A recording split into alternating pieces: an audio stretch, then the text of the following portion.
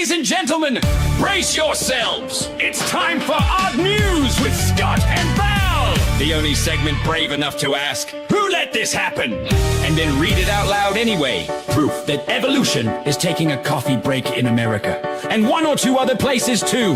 These are real stories involving real people who woke up that morning and chose chaos. If you're thinking, surely no one would actually do that, allow us to assure you, yes, they would, repeatedly. So settle in, lower your expectations, and remember, this isn't fiction. It's humanity, unsupervised on Odd News with Scott and Val. And here comes today's Odd News Show. We kick it off with the news attack. First sentence true, second sentence bad joke. Here comes Val. A study finds that people who work extra hours are more likely to drink more. So apparently they're just working overtime to pay for the drinks.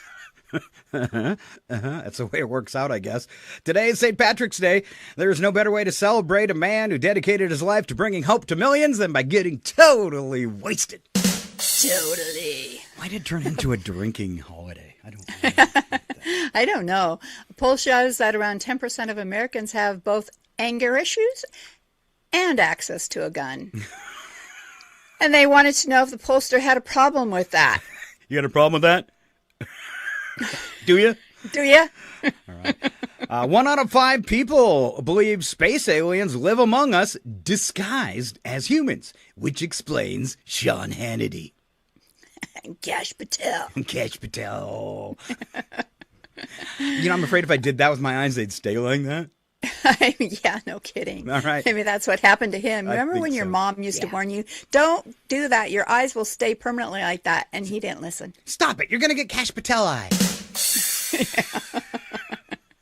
All right. On to Wacky But True. We don't add anything to these stories. All the idiocy self-contained and true. And here comes Val again.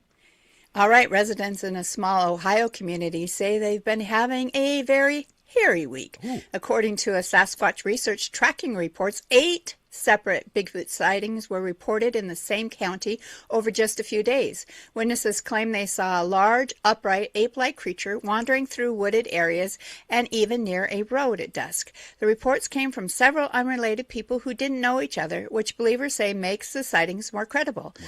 Unfortunately for science and cable TV ratings, not one of the witnesses managed to snap a photo or video of the mysterious creature. 8 sightings, 0 photos. Proving once again biggest, greatest evolutionary advantage is apparently knowing exactly when someone pulls out a phone. They've got phone. All right, I wrote a song like this. I can't remember what it is. I'm guessing it's Bigfoot. No. It's probably country or something. Probably. 8 folks in Ohio swear they saw the beast. Hairy guy strolling like he owns the forest leaves. Big footprints, funny smell, time to hide. But somehow every camera battery died. Lots of yelling, lots of pointing in the woods. Yet nobody caught a single frame like they should. 8 sightings, 0 photos inside. Bigfoot's got stage fright tonight.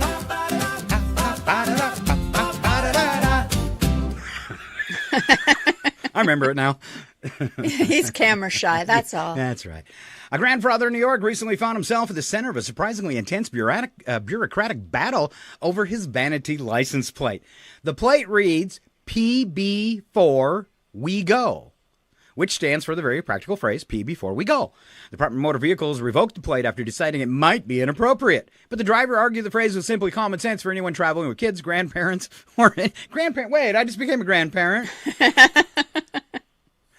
Or anyone who's ever tried to survive a long road trip without a bathroom stop. Story gained so much attention that the governor, Kathy Hochul, stepped in and supported the driver, and the DMV eventually reinstated the plate. Wow.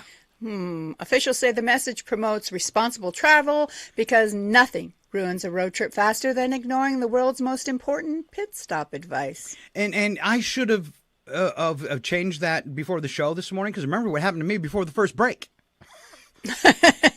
Your eyes were floating. That's right. It should be P before we start. That's right. P before we go, that's the law. Ignore it and you'll learn the flaw.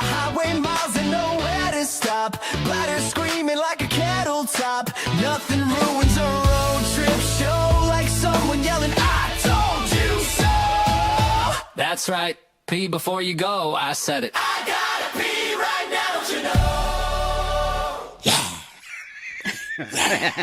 Yeah, it was all the song was missing was a yeah. Yeah. All right, aggressive turkeys with Val. An Ottawa man recently had a run-in with wildlife that turned into viral video. Security footage shows a man walking down the street when two large wild turkeys suddenly decide he's their personal enemy. The birds began charging and flapping aggressively, chasing him down the road. The man tried to keep walking calmly at first, but the birds refused to back down and kept advancing like feathered security guards protecting their turf. Eventually, the man had to jump into a stranger's car to escape, while the turkeys strutted around outside like they had just successfully defended their territory. Wildlife officials say aggressive turkey encounters sometimes happen during mating season. Yep.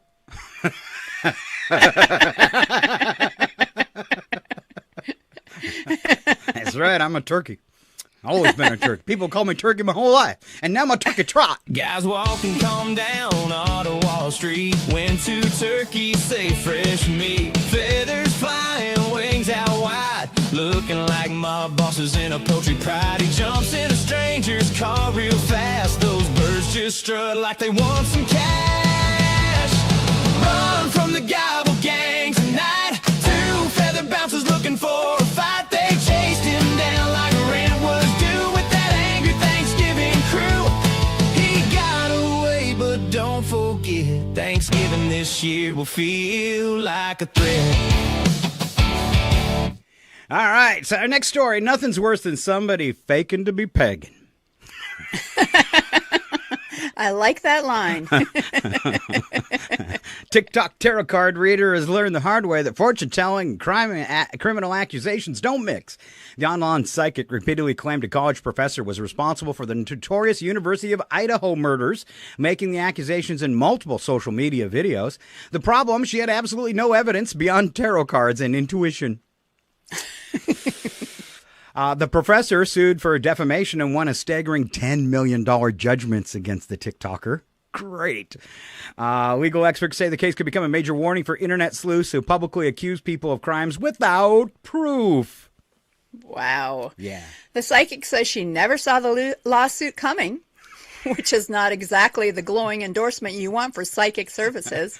She should have seen that one. 1, 2, 3.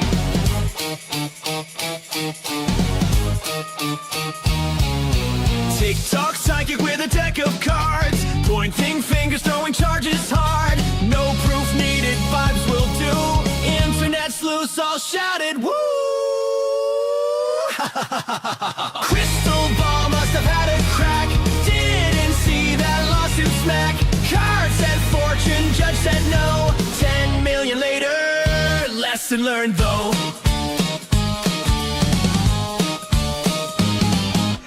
Yeah, learned her lesson, I bet.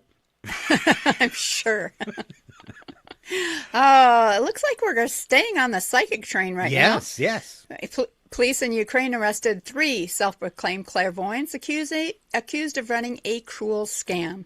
Investigators say the suspects contacted war widows and claimed they could communicate with their deceased husbands or even bring them back through supernatural rituals.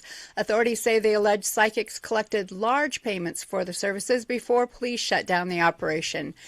Prosecutors say the scheme targeted women already grieving through devastating losses. Oh, that's a horrible thing to do. That's horrible. Investigators say the suspects claim to have supernatural powers, but somehow failed to foresee the police showing up with handcuffs.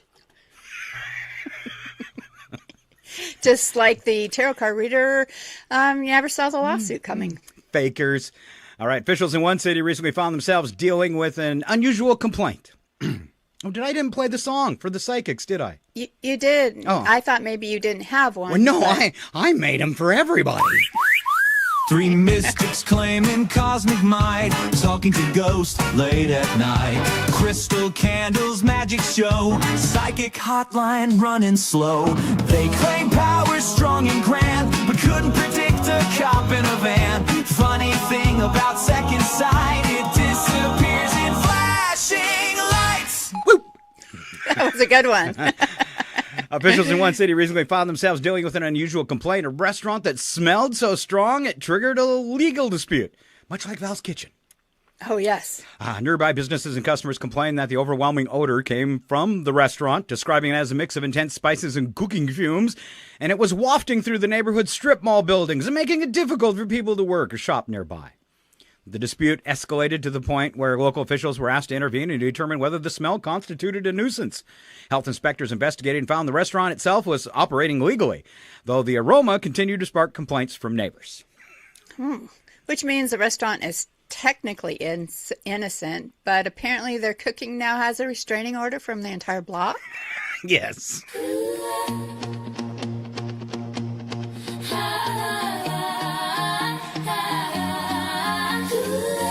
Down the street there's cooking bold, spices so strong the windows fold, smells so loud it clears the block, aroma hidden like a shock. Ooh, technically legal, that's the call, but the smell's got beef with the whole mall. Restaurants fine, case dismissed, but their cooking's on the nuisance list.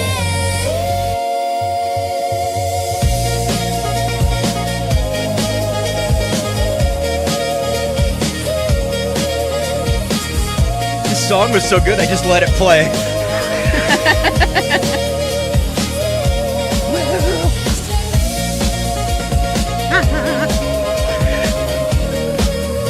That's all there is. It did it that last night. I was like, yeah, I can just let it run for a few seconds and make fun of it. So There you go. all right, last story out of Kentucky. Celebrating meat falling from the sky. That's what we did last week, remember? I remember. Yeah, so last week from Kentucky, we had meat falling from the sky when they flew over and threw out all the Slim Jims over their town celebration. Now we go to Ohio, where they're preparing for something equally as strange, the annual Frogman Festival. And what would you think that is, Val? What? Are they actually dropping frogs out of the sky? I wish. All right, the event honors a legendary creature reportedly spotted in the area several times over the years. Witnesses describe the creature as a large frog-like humanoid seen near rivers and wooded areas. The festival includes guest speakers, merchandise, and plenty of cryptid enthusiasts eager to debate whether the mysterious amphibian monster is real. Come visit our town. We might have a giant frog monster. Yeah, I'm on my way. Well, it's kind of like, the Bigfoot Festival up in Medellin, right? Yeah. All right, so I called this song Swampy. Ohio town with a bold campaign. Come see our swamp monster again. Half frog creature, tall and green. Maybe real or just caffeine. Folks buy shirts and take the tour, looking for a croaking dinosaur.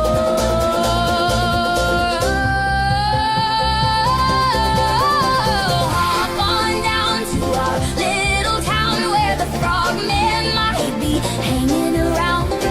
Tourism pitch that's strange but fun. Monster sightings 2 for 1.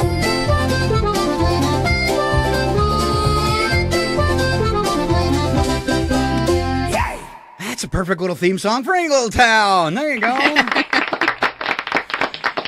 All right, that is a wrap for episode 10. Scott and Val Save the Universe. So happy that you swung by today, and thanks for all the followers over the past week. We got some new followers on the Facebook page and on our YouTube page, and we really appreciate those likes and subscribes.